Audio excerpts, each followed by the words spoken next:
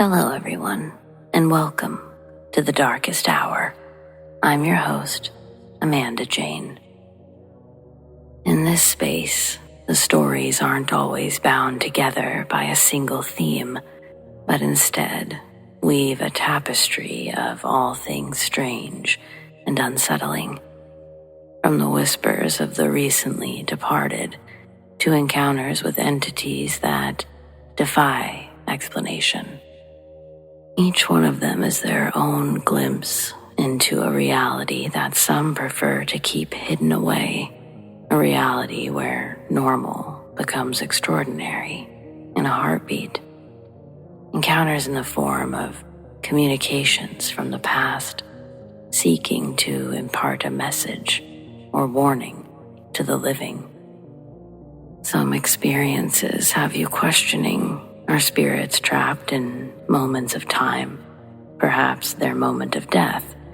Or do spirits have an existence beyond what we get to encounter in their brief moments of contact? Whether ghosts are remnants of the dead or manifestations of our own fear, the experiences with them are all too real, dealing with the often unseen, unrecognizable, yet undeniably present entities. So, let's get started, shall we?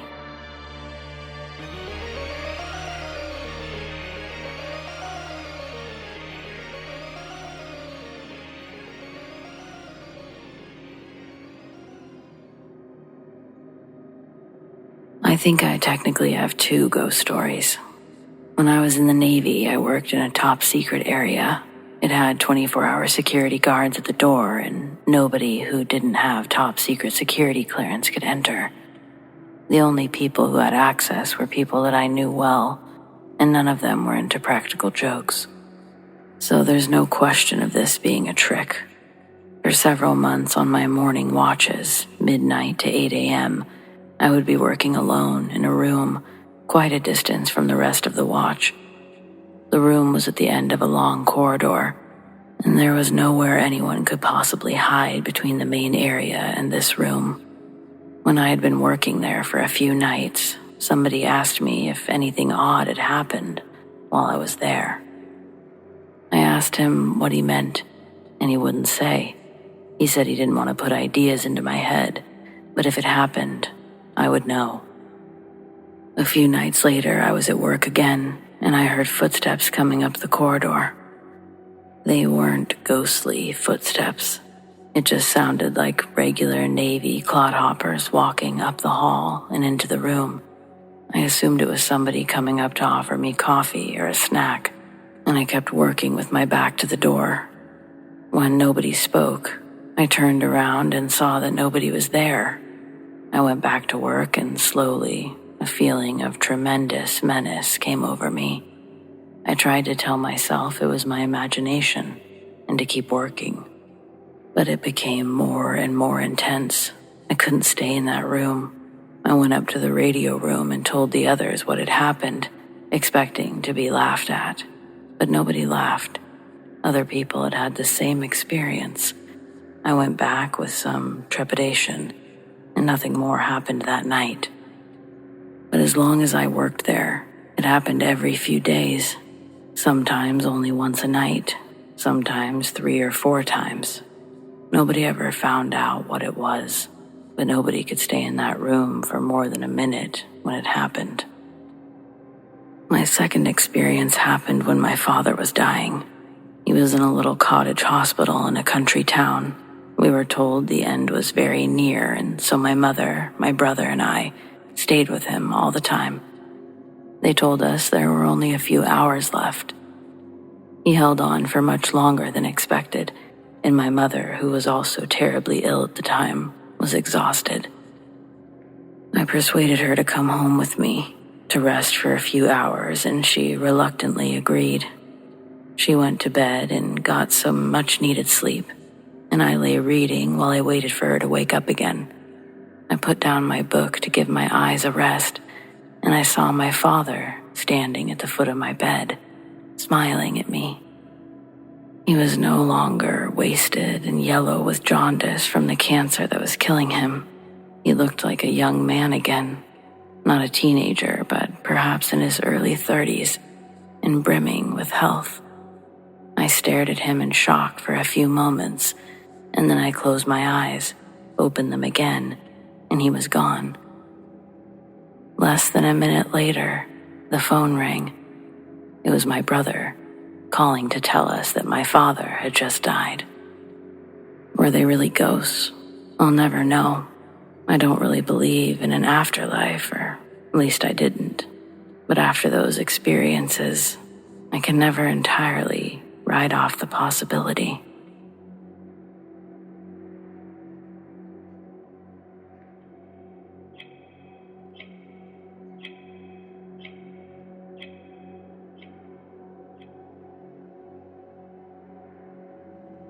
Some people hear this story and think, wow, what a creepy coincidence.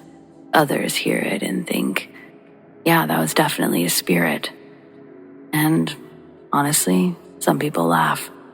But I believe this was my first paranormal experience.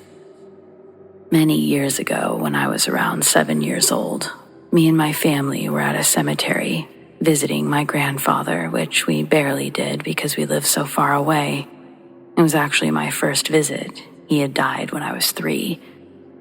By the time we visited the graveyard, it had changed a lot. A lot more people had died and the graveyard had gotten bigger. It was raining, so I had my umbrella with me. It was small for a child. I was walking around with it to protect myself from the rain.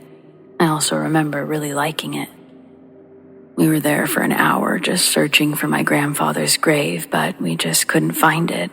We searched every corner, but it seemed like it wasn't there. So my father wanted us to go home since we had a long drive ahead of us and needed to get back. So I went through the rows of graves back to my family, and suddenly my umbrella got stuck in a bush above one of the graves. I kept pushing and trying to pull it out, but it just wouldn't let go. Since I didn't want to leave the umbrella there, my father came up to me and tried to help. It took a while. I'm not even sure how it got stuck this bad to begin with, but it just wouldn't come out of the plant. When my father finally managed to untangle the umbrella from the bush, he looked up, only to see that the bush was on my grandfather's grave. It really felt like it was supposed to happen.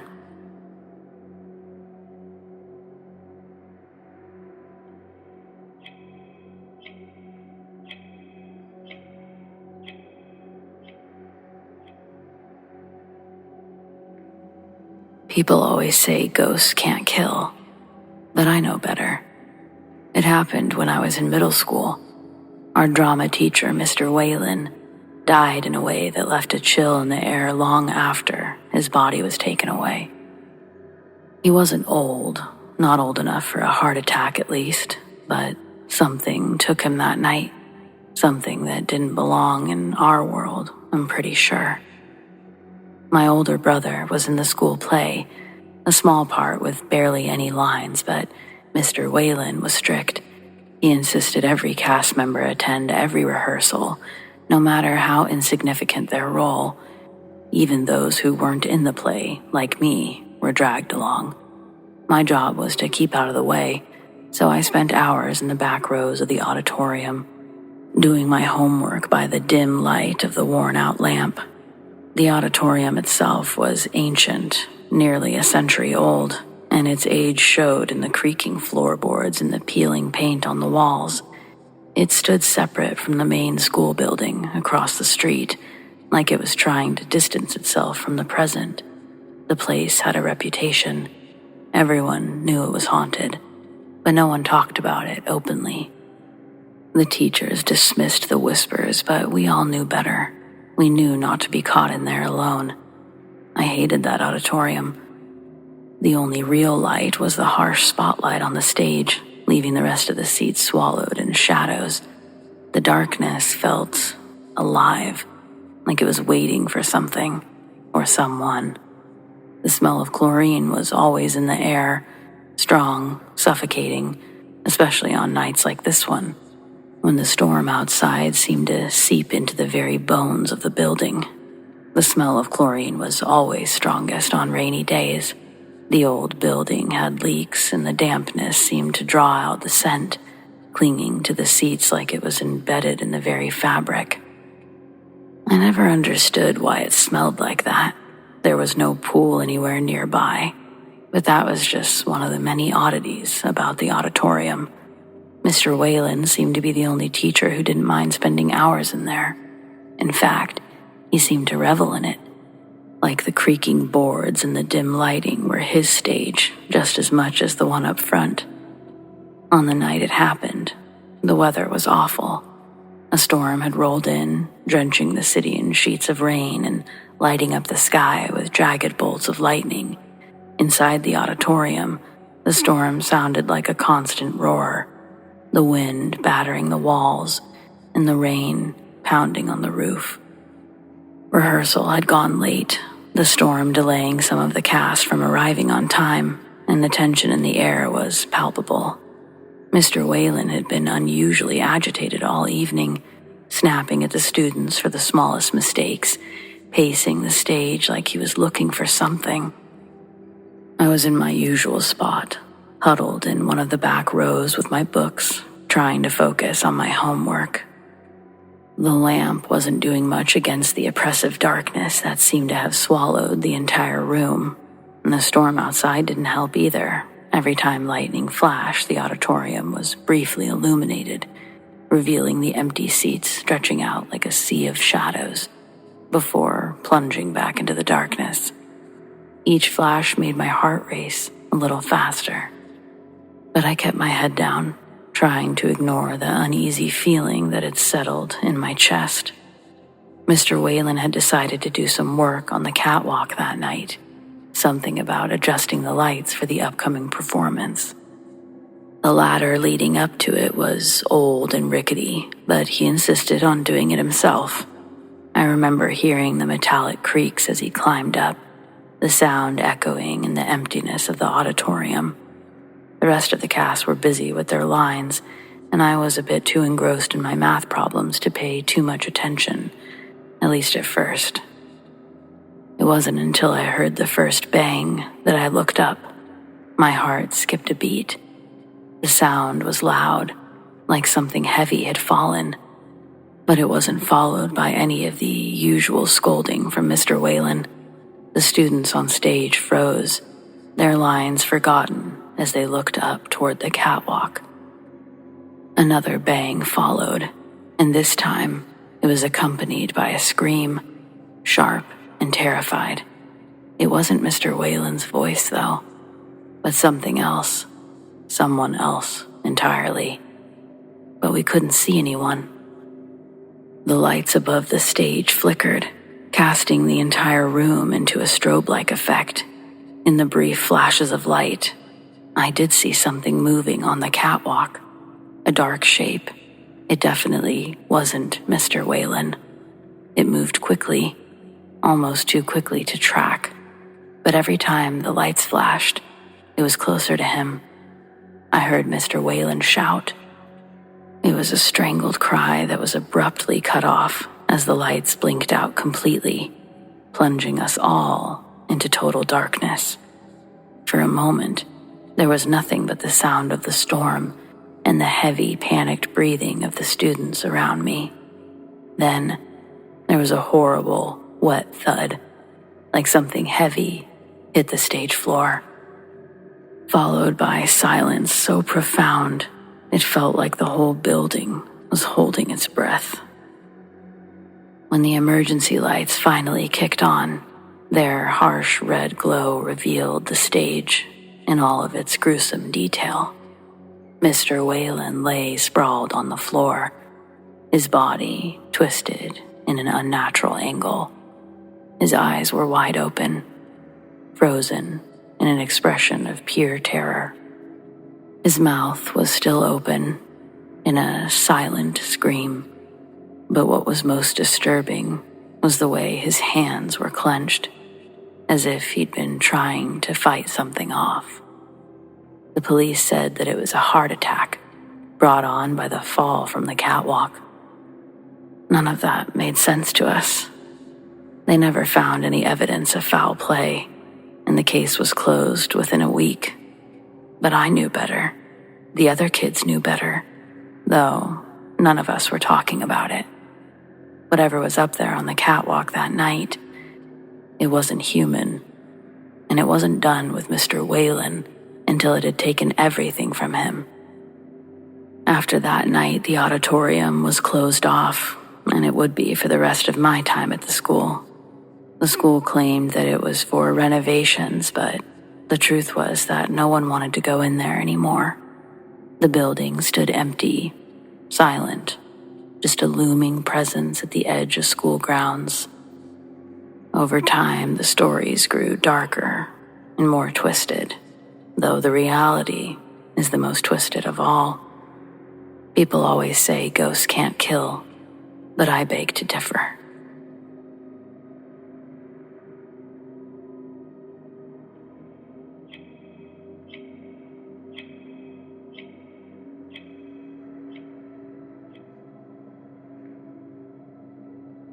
When I was 7, I was playing on my own when I had a question for my mom.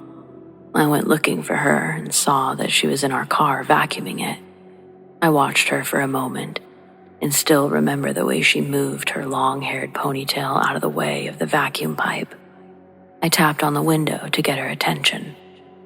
She didn't look up, so I waved my arms and yelled, "Mom, Mom," to no response. The question must have been unimportant because I gave up and went back into the house. As I walked in, my mom was standing in the kitchen. I felt goosebumps all over my body. I still remember to this day how confounded I was in that moment. I walked up to her, very confused, and asked her if she'd just been vacuuming in the car. She looked at me strangely and said that she was never in the car, that she'd been in the kitchen this whole time. As I knew it was impossible for her to move from the car to the kitchen in that short space of time, I began to wonder how many other things I saw that were not really there. This one is one of my most vivid memories, and every detail was incredibly real. It never happened again.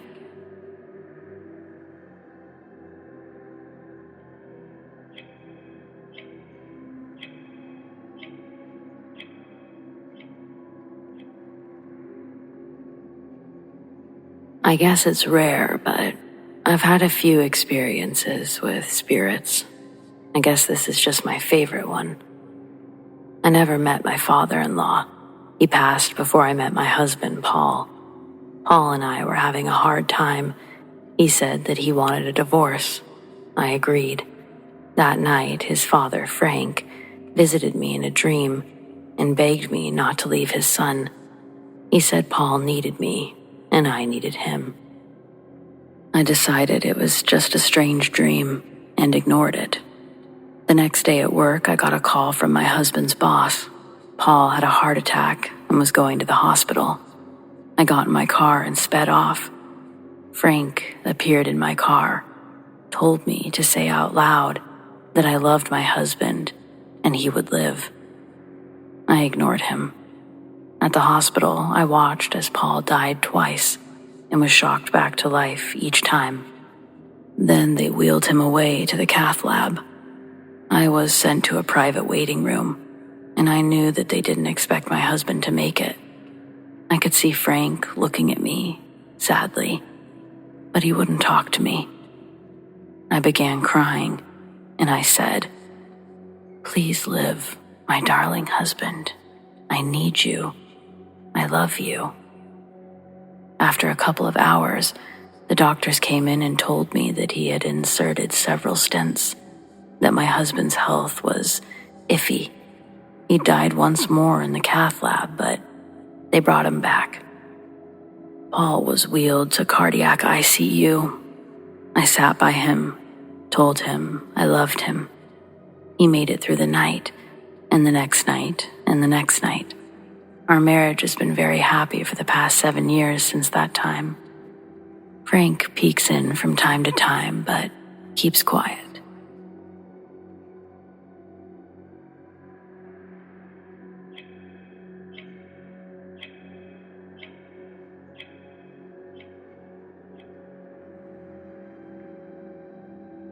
Many years ago, my mom was working as a mental health nurse at an institution.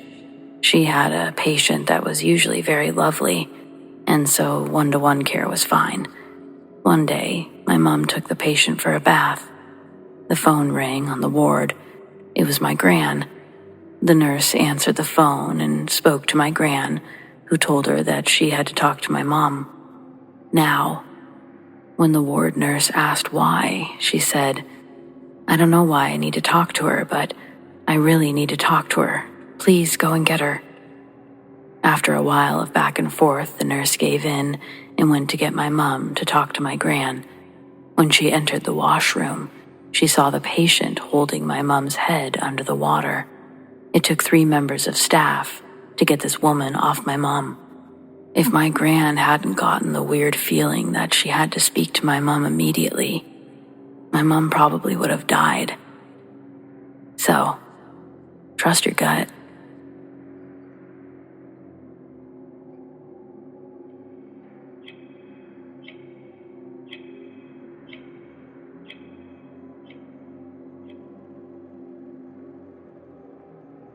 I was couch surfing off and on for close to 3 years after I lost my job. Most of the time I stayed with my friend that we'll call Jules.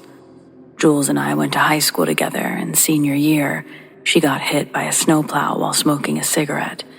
The incident nearly killed her, and as a result, she had a long metal rod fused into her spine, and a hefty settlement that provided her with a small brick house in the suburbs and a drug habit she was happy to share with her friends. She didn't have many friends outside from me and her boyfriend Cody. This meant we were the lucky ones that Jules could throw her pills around with. Cody, obviously more so than me. I was still trying to function and maintain a stable job to pay rent for an apartment I barely stayed at.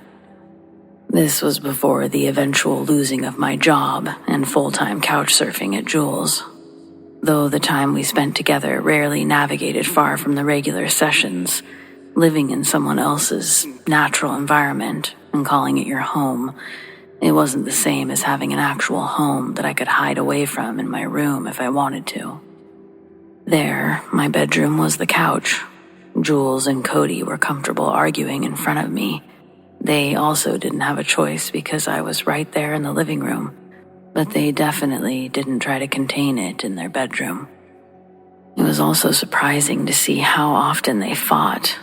I wouldn't say it was nightly, but quite a few nights out of a 7-day week, my sleep would be interrupted by them yelling at the top of their lungs, turning on all the lights and stomping around the house, high out of their minds. It was aggravating, but I was a guest, so who was I to stop them in their natural environment? I did have to intervene once when Cody had gotten Jules in a headlock and was cutting off her air. It was the first time that one of their physical altercations had spilled outside the bedroom. Before that, the sounds I heard could have been ignored as Jules throwing stuff at him. She liked to do that, and usually that's the extent I'd see. Cody leaving the bedroom, calling her all sorts of names, turning on all the lights, trying to find his keys, while Jules cries, screams, and breaks stuff. Cody was abusive, mentally and physically. Some of the things I'd hear him say to her were just venomous and evil. She'd wear clothing that would hide the bruises that he'd left on her. When I did see them, she always had a relatively believable story to go along with them. The night that I got in the middle of it, I had to jump on Cody's back to get him to release Jules. He tossed me to the ground, and I almost went through the glass coffee table. Then, Cody turned around, and I thought he was going to come after me. But instead, he grabbed his car keys that were on the coffee table, then slammed the door as hard as he could on his way out. Jules apologized with pure humiliation that things had gotten so out of hand. I told her that she needs to get some help, go to rehab, anything to change her current trajectory. But they were back together the following week. I think I died of a drug overdose in my last life because in this one, I've experimented with most any drug you can name, but I've always been able to get off of them independently. Maybe seeing Jules spiral downward also helped me kick the habit, but whatever it was, I hadn't been taking part in our prescription smoke sessions for over a month by then. I told Jules that my new job did regular piss tests, and this was true. My new job did do regular testing, but it also paid very well and gave me an interview without needing to call my past employer.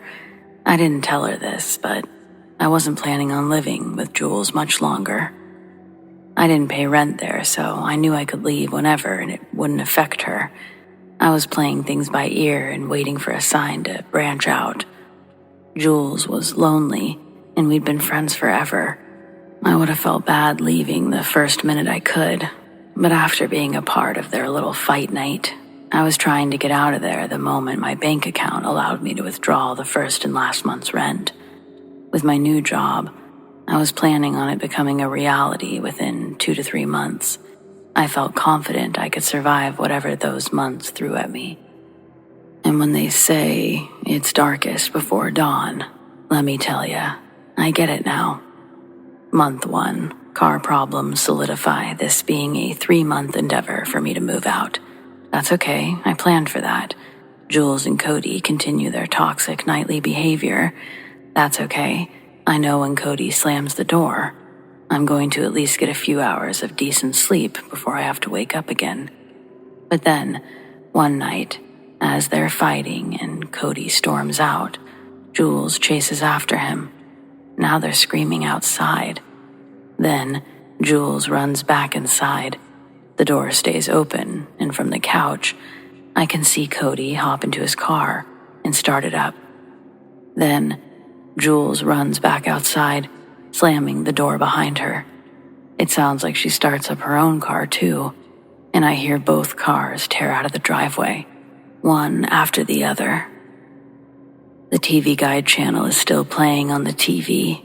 The ticker also has a little timer bar that reads 11-something. I remember being shocked it's not after midnight. I prayed that I'd get at least a few hours of sleep before they came back. But when my alarm woke me up, I realized I'd slept through the whole night. I was rested. It was a feeling I'd forgotten after living there for so long.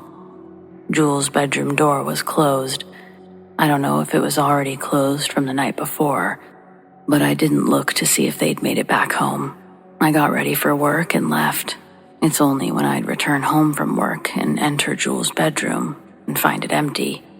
That's when I'd start to worry, imagining what craziness she'd gotten herself into the night prior. I stayed awake as long as I could that night, waiting for her to return, but Jules didn't come home. The next morning, I planned on calling in a missing persons when I'd gotten home from work that afternoon, but when I pulled into the driveway, I was relieved to see Jules' car parked back out front. She was in her bedroom when I came inside, and when I went to check on her, she was sleeping. I let her sleep. Cody wasn't there. Jules slept the whole evening. The next morning, her bedroom was empty again. Late that night, she walked in and went straight into the bedroom. She didn't even smile or return my hello. It was clear she wasn't in a talking mood.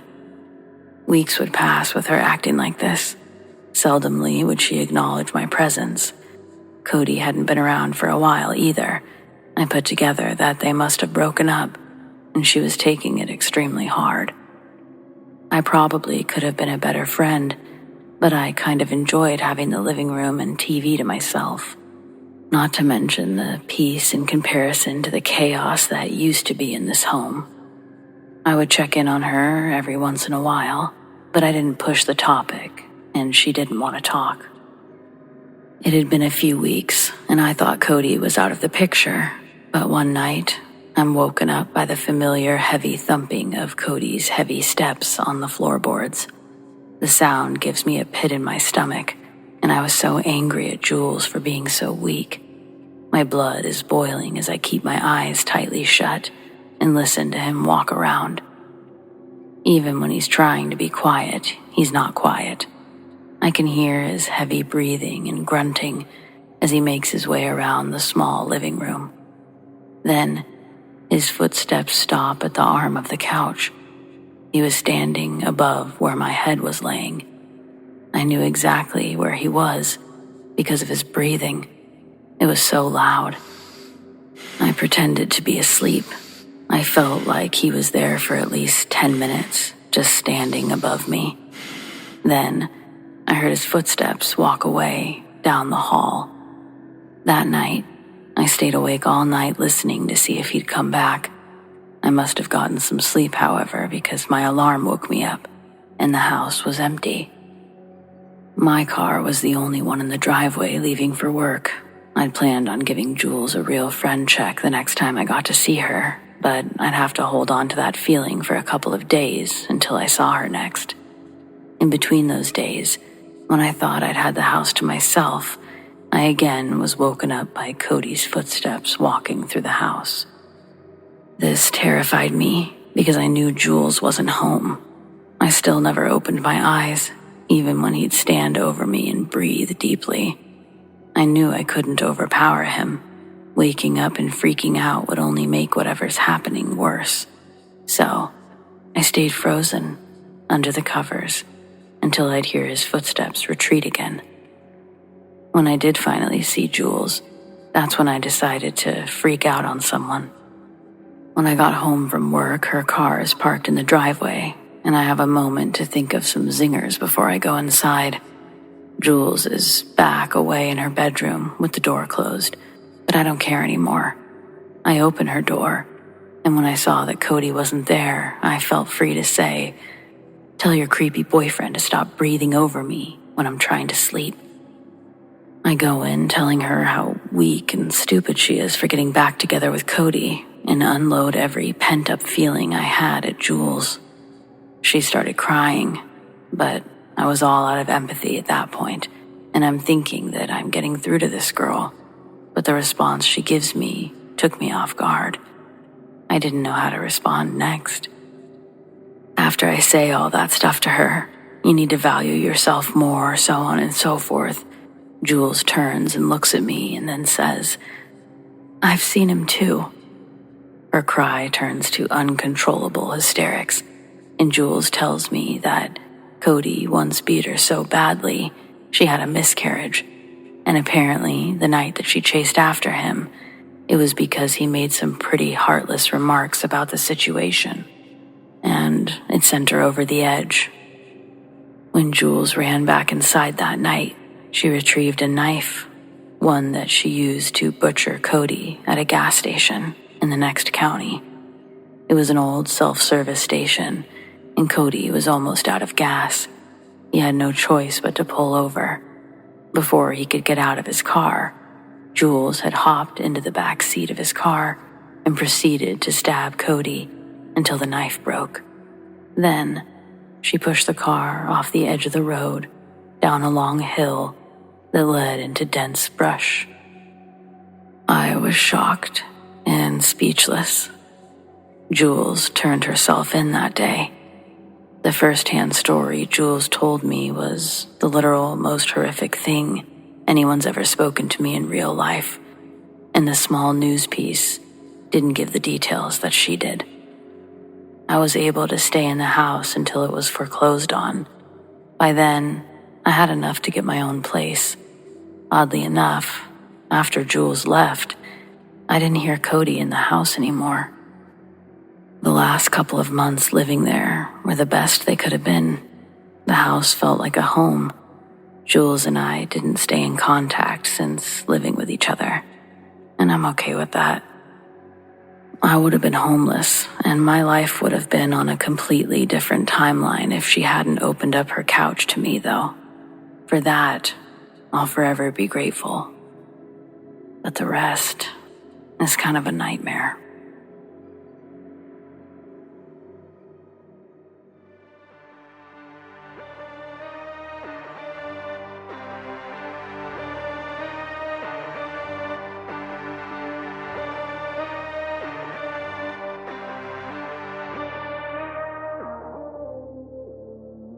Well, friends, it appears we've reached the end of tonight's episode. Thanks for joining me. Whether it's your first time or you're a regular, your support means the world over here. We've got brand new episodes every Friday night. Keep those eyes open long enough for those deep sleep videos. And of course, double features. Subscribe, tap the bell, and you'll never miss a thing. Big thanks to those who shared their stories. And a huge shout out to all of our patrons, whom we appreciate so very much. Tracy S, Tamara K, Monica L, ZoeWatt, Chelle B, Donald C, The Dark Cosmos, Marion T, Rat Girl, Alisha S, Erin G, Nikki H, Mr. Revenant, Naz K, Brendon G, Paul T, Nicholas C, Lissane, Arlene F, Adrienne, and TF Parham. If you want to support the Darkest Hour in other ways, consider joining my Patreon. Check out patreon.com/thedarkesthour or click the link in the description to learn more. Do you have stories like these? I'd love to share them. Send them to me, amandadarkesthour@gmail.com, or on the Darkest Hour subreddit, The Darkest Hour, YT. Stay spooky.